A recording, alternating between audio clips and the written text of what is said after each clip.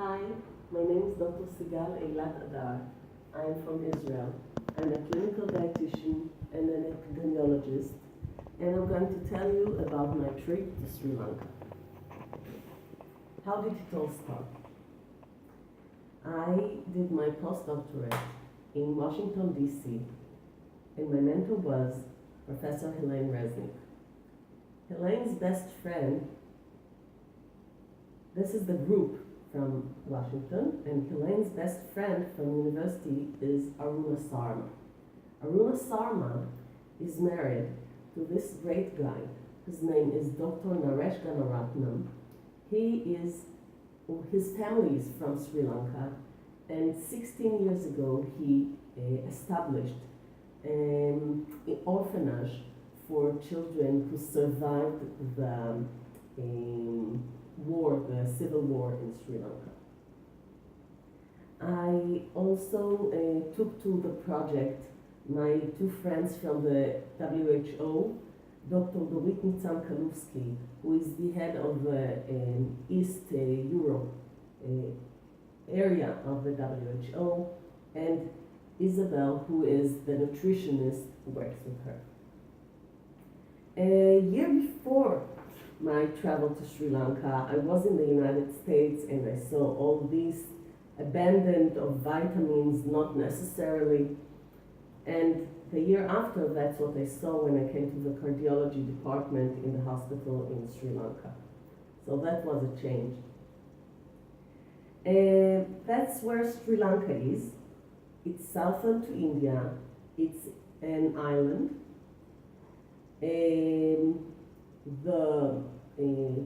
The city, the capital city is Colombo, and the orphanage is in Trincomalee, which is, if this is Colombo, that's where Trincomalee is, and it takes 5 hours driving from the airport to the city.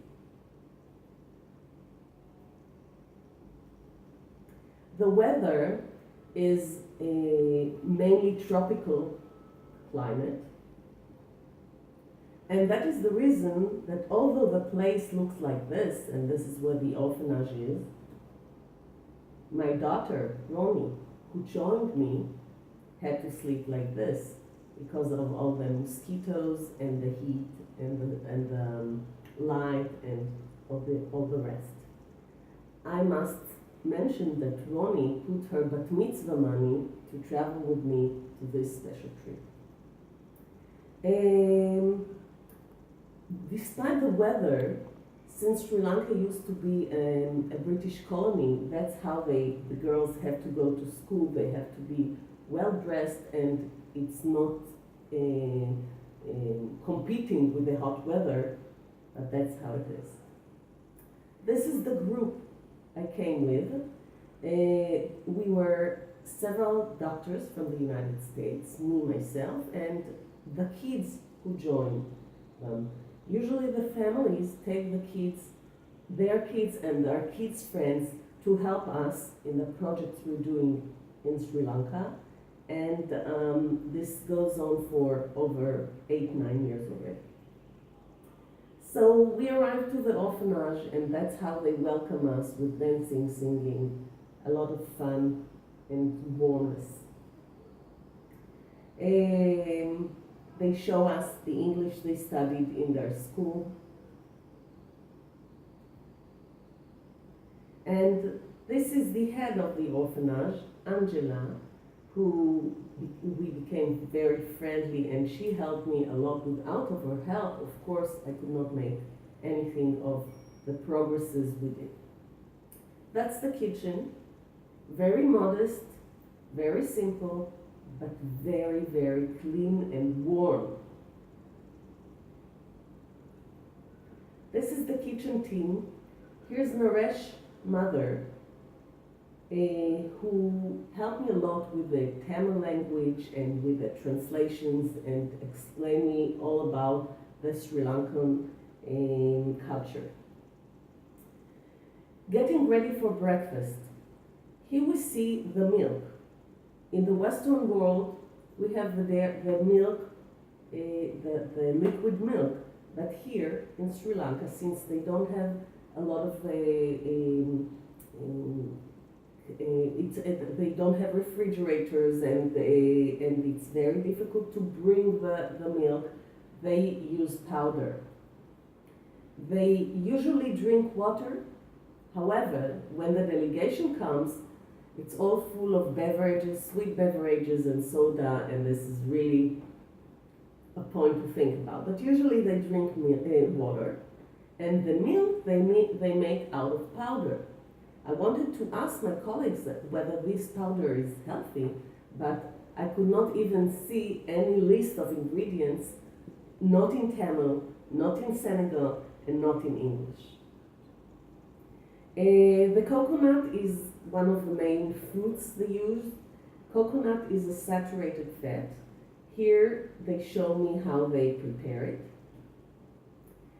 Breakfast, the main grain they use is called black gram and dal.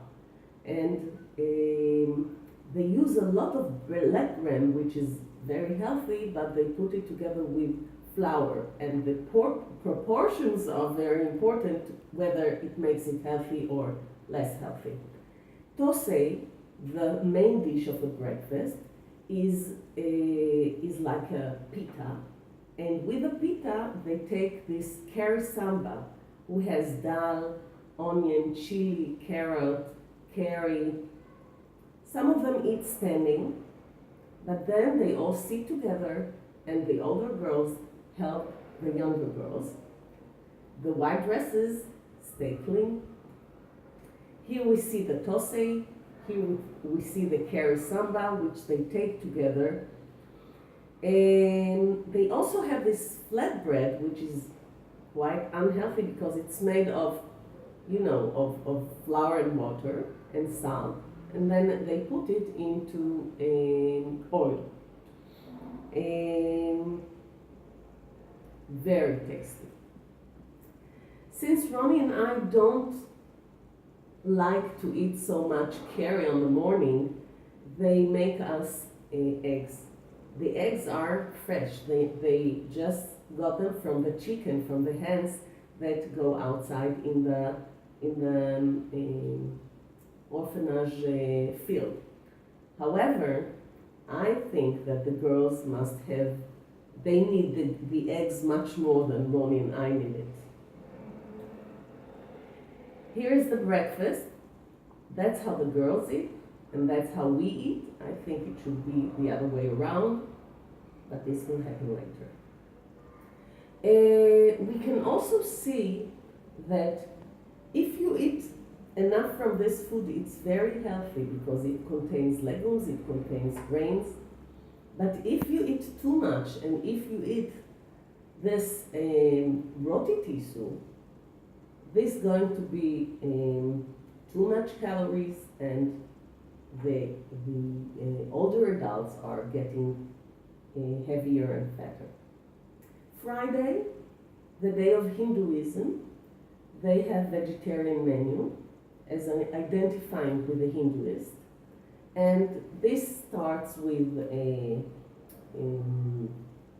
potatoes, with hot potatoes and noodles, and this day makes it full of carbohydrates. So another point I had to think about is how to increase the amount of protein in the diet. That's what they take to school. That's how they take it. That's what they take, which is quite healthy. It's peas, it's rice, it's dal. I also saw some very interesting fruits that are going to be important when we talk about the diabetes clinic later on. The rambutan, the pineapple, and the mangosteen. The bananas are smaller than what we are used to in Europe, and this is better because bananas have a lot of calories in them, and we want to reduce, to make right portions for people with diabetes. However, The pineapple and the rambutan and the mangosteen are very sweet and they have a lot of sugar in them, so we have to calculate it when we want to give it to the people with diabetes. On the other hand, I found out that coconut water is very low in sugar. It has only 9 grams of carbohydrates in a big glass, 240 milliliters. And if you drink about 300 milliliters, that becomes 1 portion of carbohydrates, which is better than drinking any other food, any other fruit juice. Market day, very interesting to see how it is, very different from our places. The fish, the legumes, the fruits, the vegetables, and also the ice cream man that comes everywhere and give you what children love. The big change they made is to change the main oil they use in the orphanage from palm oil, which is saturated fat and considered less healthy, and if you put it together with the coconut oil they eat, with the coconut and the coconut oil they use, this is too much saturated fat. So we went and we decided to change the palm oil to sunflower oil. Of course, it was better if I could change it to olive oil, but this is really expensive and above what we could afford. The second nutrition project we did, except for changing a little bit the diet in the orphanage, the kids helped me, the kids from the delegation helped me to write information on vitamin B12, folic acid and iron. I was sitting with Angela and with Naresh mom and translated it to Tamil, and this can be used for the diabetes clinic, for the girls, and it stays there for them. Then we took nutritional data for each one of the girls, and girls at risk were marked, and we put them extra food. We gave them a list of what they need to get every day, plus multivitamins that the rest of the group brought when they arrived 10 days later. Another important point in the kitchen of Grace is that we bought more hens, and we tried to give the girls an egg each day, plus more milk, as I showed before, from the milk powder. I went to the fish and vegetable market. I went to the shop. The palm oil was replaced with sunflower with a weekly difference of only 200 rupees. And the coconut oil will not be replaced because it's very abundant, it has its nutritional values, so we only changed the palm oil. I had meetings with this girl from the WHO, the nutritionist representative, by Skype, and I got all her advice during my stay, and the data were collected and analyzed. Okay, so we gave the information for the girls. We measured height, weight, fat percents, and visceral fat. 2 of the girls who came did this for me. Another couple entered the data to the WHO software to translate the height and weight to the normal percentiles for kids at that age around the world. Not only the American percentiles, but the WHO percentiles. We calculated the BMI percentiles, and I gave my group of children who helped me their explanation about the data. That's how we met.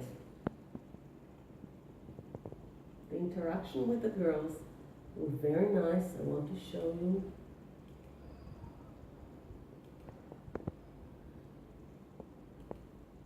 the Hebrew song the girls studied. Wait, 1 second.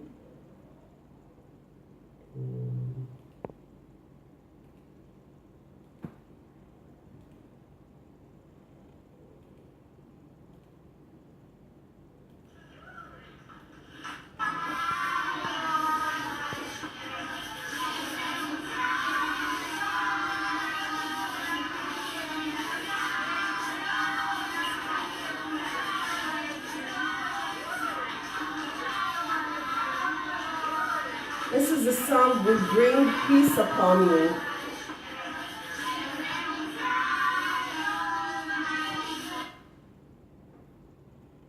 So the interaction with the girls was very nice and very happy. And the kids not only helped the adults doing their job, they also played with the girls. They did a lot of exercise. Every evening they went to the beach, and everyone had a lot of fun.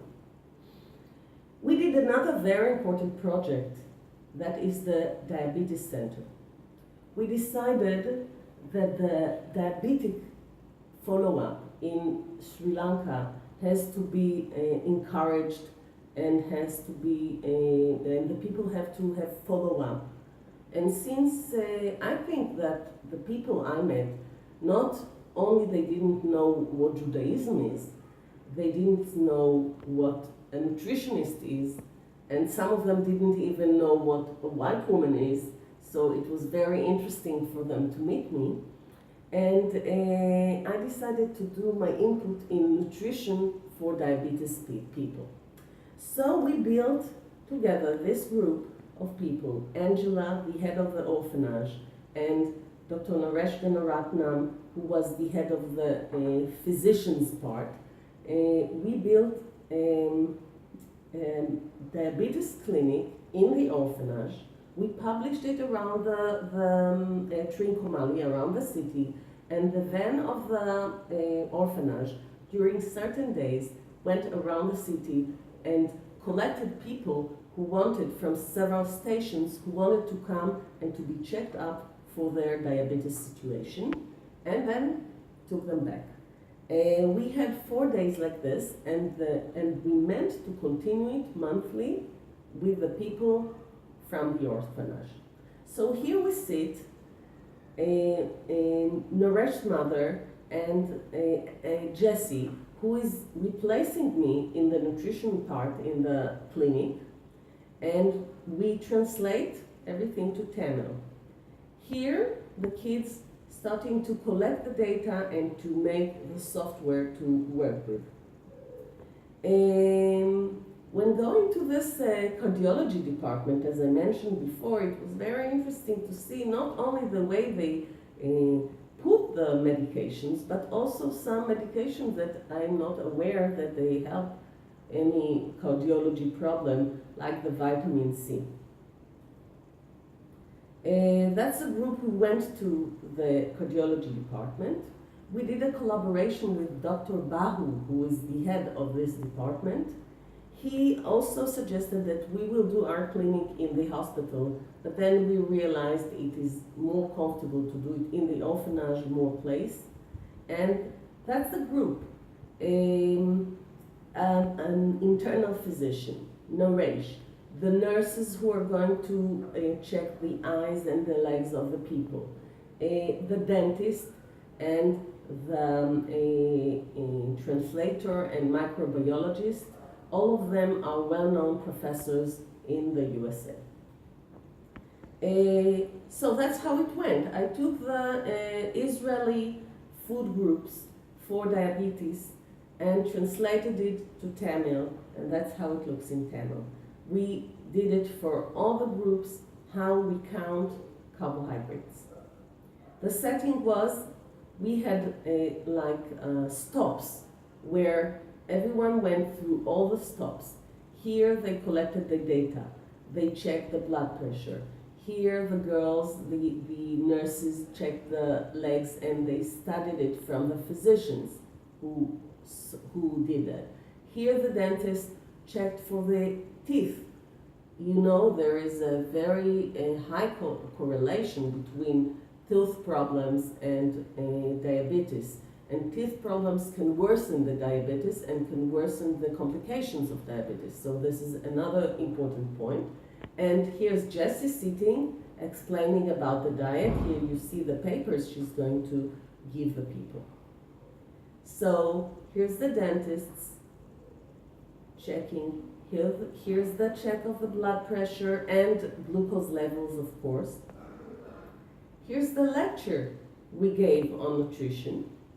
I also had a very interesting meeting with the representative of the Red Cross who came, and we together built a presentation in Tamil explaining everything about diabetes complications, what should be checked, and nutrition. Here he shows the portion size, okay, for the intermediate meal at 10 o'clock and at 4 o'clock. That's another interesting point. We wanted to emphasize the high fiber diet, however, we didn't know how to translate it to Tamil. So we wrote it in English, high fiber diet. So diabetes food groups were translated to Tamil. Diabetes presentation for the physicians was prepared with for the patients was prepared with a physician from the Red Cross. And the diabetes presentation was added to the food groups, and we made a booklet. Jessie was trained to do the guidance, and Dr. Arvi from the Red Cross presented the presentation so she can practice it. And we also sent the booklet to Dr. Bahu, the head of the cardiology department, and Dr. Arvi, who is from the Red Cross. The idea was, and the most important thing was, that we can continue this project, and we can have the people from Sri Lanka doing it and consulting with us. So that's the month later, that's the waiting people for Jessie to explain them the nutrition. And that's how she does the meeting, and that's how the nurses check, and everything is written and entered to the computer so we can follow up and we can help if there's any need. So I have to thank this great group for the great opportunity they gave me. Naresh moms, Jessie, Angela, my daughter, and one of the girls who just graduated. And I must say it was a great feeling being there, the way they hosted us, and we had a lot of fun.